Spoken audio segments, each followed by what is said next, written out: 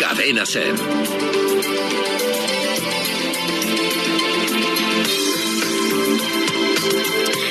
12:30, entramos ya en materia y lo dicho, buscamos ese protagonista singular en el día de hoy porque quizás no sigue esa misma dirección que seguimos el resto de la ciudadanía, que cumplimos con todas esas medidas que se nos exige: mascarilla obligatoria, gel hidroalcohólico continuamente, distancia social, hasta con las personas más queridas. Y no quiere decir que hablemos con un negacionista en absoluto. Iker Ibáñez, Eguerdión, buenos días. Eguerdión, otra vez. Bueno, ya lo decías tú, al inicio del programa, ponías en contexto, pero voy a tomarte esas mismas palabras. El domingo a mediodía un grupo de personas se concentraba en la Plaza del Ensanche aquí en Irún, una concentración para mostrar el descontento con algunas de las decisiones adoptadas en este marco de pandemia que estamos viviendo por parte de las instituciones.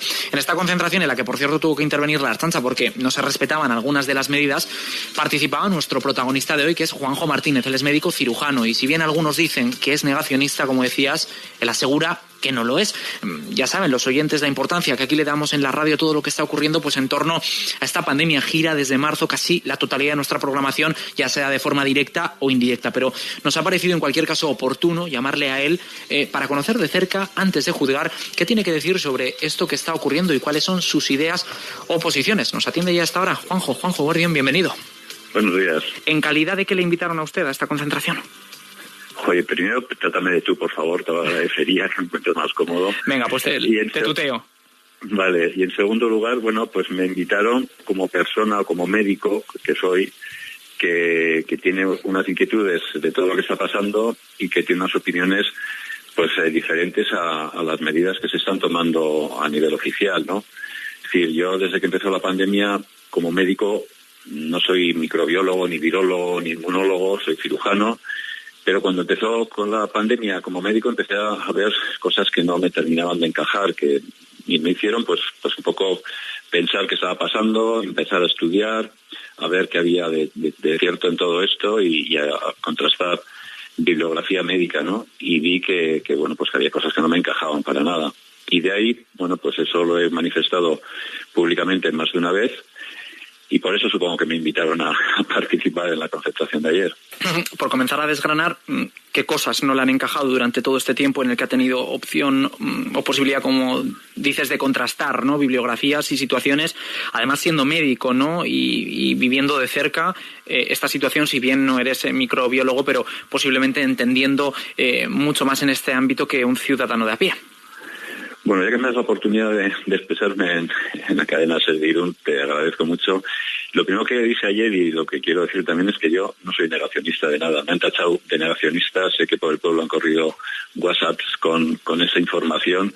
Incluso me ponían de jefe de negacionistas, que no soy jefe absolutamente de nada.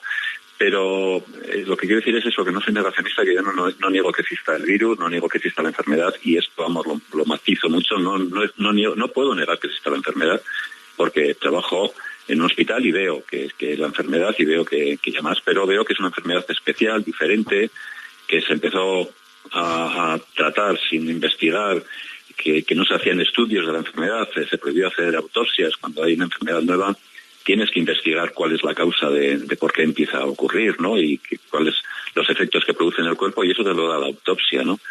Y menos mal que unos anatomopatólogos italianos se saltaron a la torera la normativa de la OMS y del gobierno italiano y hicieron autopsias y vieron que lo que se estaba haciendo no era adecuado. Y vieron que esto no era una infección del pulmón, que era un proceso inflamatorio, una tormenta de citoquinas, una coagulación intravascular diseminada, y de ahí pues empezaron a cambiar algunas pautas de actuación. Entonces esto ya me hizo pensar, ¿no? Y después de esto pues han venido otras muchas cosas, ¿no? Por ejemplo, la imposición de las mascarillas en todo lugar y a todas horas. Y a mí he investigado muchísimo porque además he trabajado en un dossier sobre este tema y no hay evidencia científica de calidad a fecha de hoy que vale que la mascarilla es útil en todos los lugares. La OMS, en su trabajo de junio, creo que recordar que es el 5 de junio, dice claramente que no hay evidencia científica de calidad y no recomienda el uso de mascarillas salvo para la gente que está enferma enferma y los cuidadores o familiares de ellos. Y dice que si alguna institución quiere poner la mascarilla, tiene que hacer una serie de cosas, que es como informar por qué se pone, para qué se pone, informar del uso, de las medidas que hay que tener cuando se pone una mascarilla, de los efectos secundarios que tiene la mascarilla, que de esto no se dice absolutamente nada, y los tiene, y muchos, y además que hay que hacer trabajos de investigación sobre esto. Y aquí no se hace, fíjate que llevamos desde el mes de julio ya con la mascarilla en la calle, incluso con los niños, con el deporte, y no se ha informado de nada ni se hace ningún estudio, y se podría hacer ahí una muestra muy grande. Entonces, como te decía, no hay evidencia científica de calidad. Incluso hay un trabajo publicado recientemente, a finales de noviembre, de un grupo danés que pone la mascarilla a 3.000 personas y hace un seguimiento a 6.000. 3.000 con mascarilla y 3.000 sin mascarilla. Y la conclusión es que la mascarilla, la diferencia entre la gente que cogía COVID con mascarilla y sin mascarilla es del 0,3%, a favor de los que llevaban la mascarilla. Es decir, de los que llevaban mascarilla un 0,3% menos. Lo que ocurre, Juanjo, es que por lo que estás diciendo luego habría que entrar a ver de qué forma se utiliza esa mascarilla, porque nos obligan a poner la mascarilla, pero yo ya te digo, este mismo fin de semana con la apertura o reapertura de bares, sabemos que es obligatoria, pero en el 90, 95, 99% de los casos muchas veces el uso es incorrecto. Quiero decir, normal que a pesar de llevar la mascarilla, si la llevamos en la barbilla o si no hacemos un uso correcto de la mascarilla, no se puede evitar el contagio al 100%. Yo, porque nos entendamos, si hablamos de una enfermedad vírica, como puede ser una gripe, de ahí que se haya hablado del tema de los aerosoles y la importancia, cabe entender de forma lógica que una protección sí que puede ofrecer, ¿no? Si uno va a cualquier país, por ejemplo, Japón, las mascarillas se utilizan desde hace mucho tiempo, antes del coronavirus incluso. Pero perdóname, pero en los países asiáticos no se ha utilizado la mascarilla tanto por infecciones, sino por la contaminación. No hay, te vuelvo a repetir, no hay trabajos científicos que avalen que la mascarilla sirva para evitar la transmisión de la enfermedad. No hay ni un solo trabajo científico de calidad que avale que la mascarilla sirve para evitar la transmisión de la enfermedad. Es decir, en medicina se hacen estudios y los estudios sirven para algo. No me sirve, como dijo una persona, médico además y en un puesto relevante en Guipúzcoa, me da lo mismo si haya o no haya evidencia científica, mejor mascarilla que nada. No, esto no sirve. No es mejor mascarilla que nada. Hay que saber si la mascarilla sirve o no sirve. ¿No sirve tampoco con tantos muertos sobre la mesa? Teniendo, quiero decir, todos los días cientos, miles de muertos, si hay una mínima posibilidad de que esa mascarilla salve. Es que no hay una mínima posibilidad de que esa mascarilla salve. Y además me estás hablando de cientos de miles de muertos. ¿Dónde? Porque en España ha muerto 47.000 personas en un año. En un año han muerto 47.000 personas y habría que analizar muy bien cuántas han muerto por COVID y cuántas han muerto con COVID. Porque no sé si sabes, pero los partes de defunción se firman como sospechosos y confirmados. Y de esos sospechosos, e incluso diría que de los confirmados, pueden ser confirmados por una PCR positiva. Pero una PCR positiva también tiene muchos fallos. Acaba de salir un trabajo publicado también en el mes de noviembre, todavía no está publicado, ha salido el trabajo y están esperando la publicación. De un grupo de unas 20 y tantas personas alemanas que lo dirigen sobre todo Borger y Kalmerer, que son virólogos, dos alemanes que dirigen un grupo y hacen un análisis de un trabajo que salió a finales de enero, primeros de febrero, de Corman y Drosten, sobre el cual se ha basado todo el trabajo de las PCRs en este tema del COVID. Bueno, pues ese trabajo de Corman y Drosten, estos dos señores alemanes y su equipo de 20 y tantas personas, te dicen punto por punto dónde falla. Hay 10 puntos que echa por tierra ese trabajo y demuestra que ese trabajo no es de calidad y que no sirve para lo que han dicho y cómo hay que hacer. Y es porque hay fallos metodológicos, fallos en cuanto a la forma de tratar las temperaturas que se utilizan al hacer las PCRs, el número de ciclos, montones de fallos. Entonces, no sé si sabes, la población que tiene España es como de 47 millones y se han muerto 47.000 personas. Eso supone el 0,1% de la mortalidad del país. Pero son 47.000 personas que no habrían fallecido en un año normal. Pues curiosamente el Instituto Nacional de Estadística Español del Ministerio de Sanidad, en las cifras que da a 20 de noviembre de este año, la mortalidad en España este año ha bajado con respecto a los años anteriores. El año pasado murieron como 415.000 personas y este año, a finales de noviembre, llevábamos 380.000, con lo cual parece ser que vamos a acabar el año con menos mortalidad. Parece ser que la gripe este año tiene mucha menos incidencia. Pues igual hay que revisar esto que está ocurriendo, porque el cuadro respiratorio que puede producir una gripe o un COVID en algunos pacientes leves, no me refiero a los graves, igual se están etiquetando de pacientes COVID, pacientes que no lo son. Todas esas dudas son las que nos producen este desacuerdo con lo que está ocurriendo. Pero por ir a cuestiones, Juanjo, a cuestiones concretas y por volver al tema, por ejemplo, de la mascarilla, decías, ¿no? No hay una evidencia concreta, clara, que diga que el uso de la mascarilla puede prevenir, en este caso, el contagio del virus. Aludías a un estudio que se había determinado. ¿Qué lectura haces de que, por lo tanto, nos obliguen al uso de la mascarilla? ¿Qué sentido objetivo podría tener ese uso obligatorio de la mascarilla? Pues eso me gustaría que lo respondiesen las personas que lo han impuesto, porque te vuelvo a repetir que al no haber evidencia científica y además el saber que tiene unos efectos secundarios, en ese momento se sabe efectos secundarios inmediatos, como hay publicaciones ya de oftalmólogos que están diciendo que han aumentado las infecciones respiratorias porque el aire que sale por encima de la nariz va cargado de más gérmenes y va directamente hacia los ojos, por lo visto, y ha aumentado el número de infecciones oculares, ha aumentado el número de infecciones bucales, ha aumentado las dermatitis y las reacciones alérgicas faciales por el uso de las mascarillas. No vamos a entrar en la situación de que si disminuye el oxígeno y aumenta el CO2 por dificultades de respiración con la mascarilla, y más cuando uno ejerce ejercicio, si eso produce una acidosis en el organismo, y esa acidosis tiene otras consecuencias que pueden ser malas para el organismo. No se ha tenido en cuenta en absoluto los efectos secundarios, no solo los inmediatos, como he dicho, sino los que pueden producirse a medio y a largo plazo. No se ha valorado. Te puedo decir un detalle muy claro. A mí me llamaron como perito para una denuncia que hacía un abogado al gobierno vasco por la imposición de las mascarillas obligatoriamente en todos los lugares, ¿no?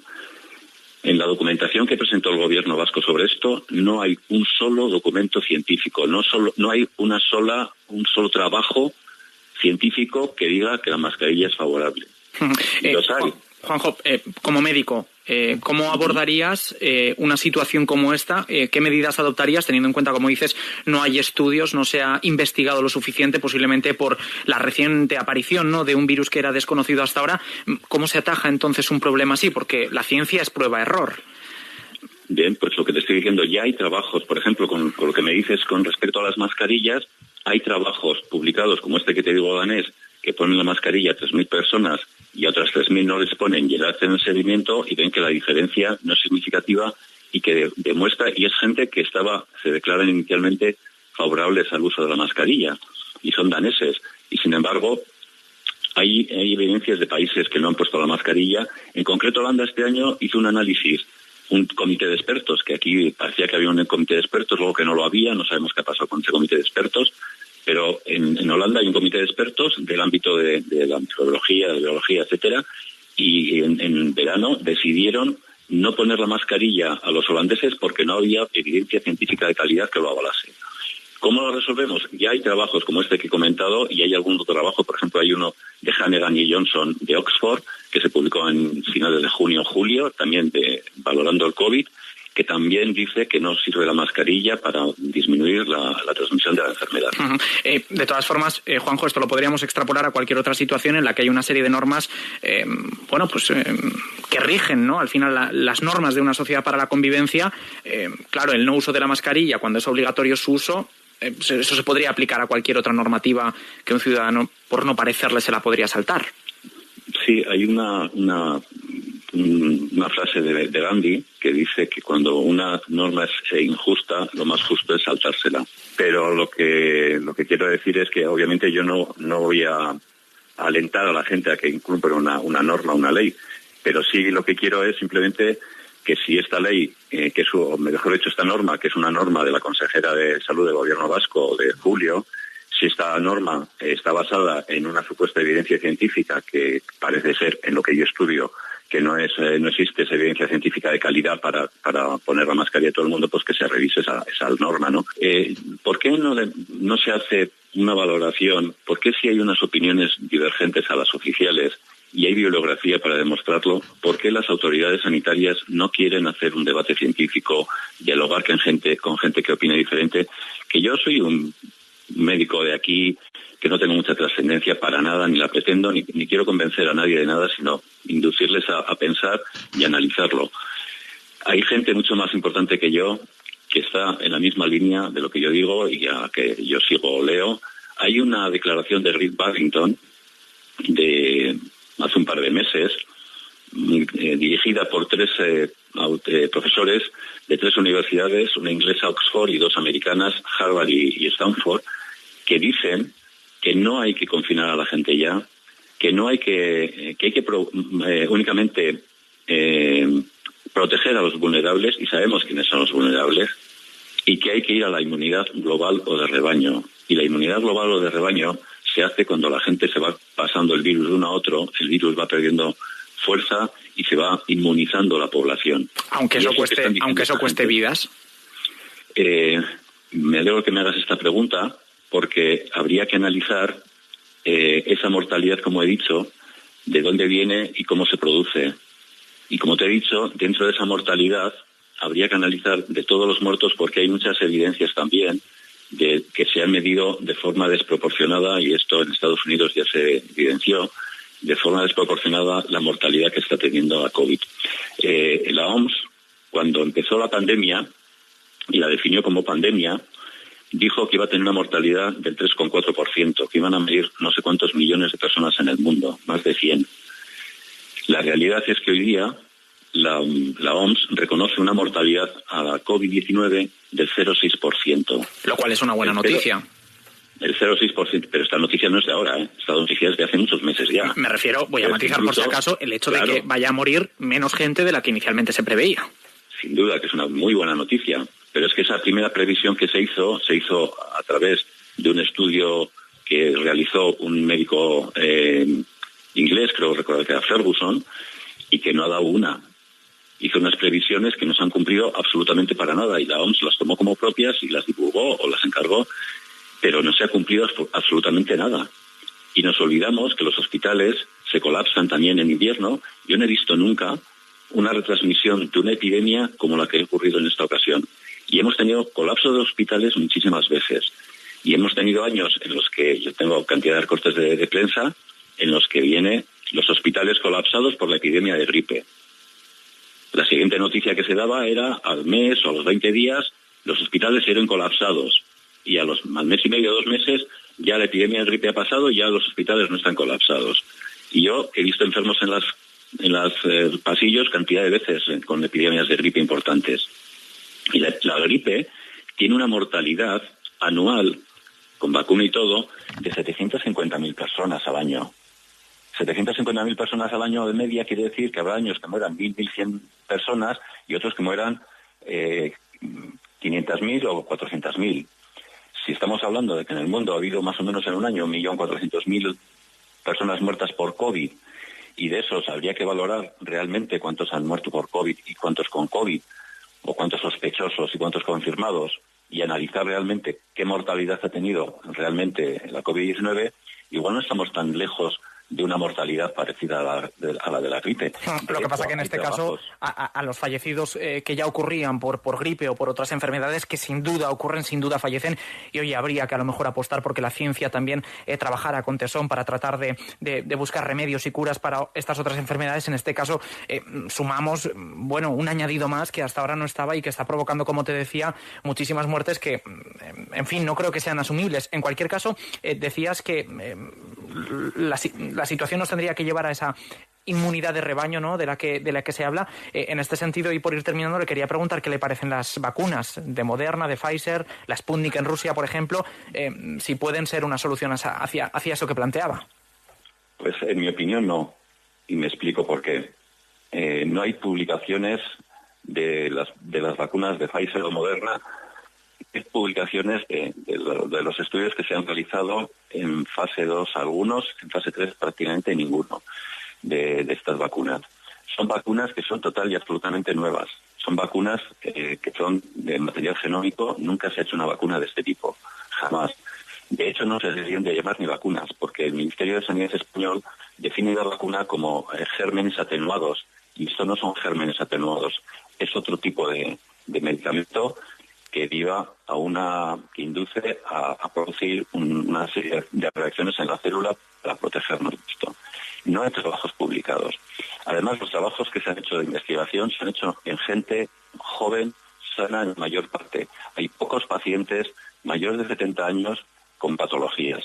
Y sabemos que la COVID-19, el 95% de la mortalidad ocurre en personas de más de 70 años y con 1, 2 o 3 patologías. Esto está más que demostrado que es así, que la COVID-19, la mortalidad sobre todo, afecta a gente mayor. Efectivamente me puedes decir, no, pues también hay gente joven sana. Bien, efectivamente puede haber gente sana, pero también habría que analizar cuántos de sanos, porque todos los años, yo siempre pongo el mismo ejemplo, todos los años o con cierta frecuencia en la Beovia se mueve gente sana que hace deporte. Y una de las cosas que ocurre cuando uno hace deporte y cuando hace deporte de intensidad es que en las siguientes horas después de hacer deporte nos baja la inmunidad. Hay muy poca evidencia de afectación de gente joven y en los niños. Entonces, volviendo a la vacuna, lo que te decía, vacuna nueva que se ha experimentado en gente joven sana, que apenas se ha probado en gente mayor con enfermedades, que hay que dirigir, con lo cual poca posibilidad tenemos de saber si esa vacuna va a servirnos para la gente mayor con patologías.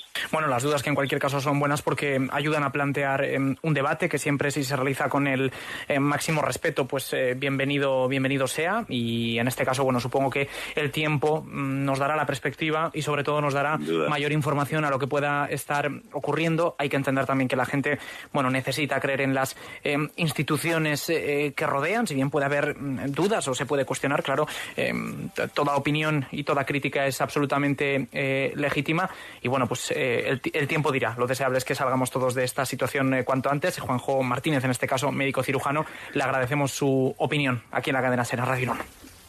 Muchas gracias, buenos días.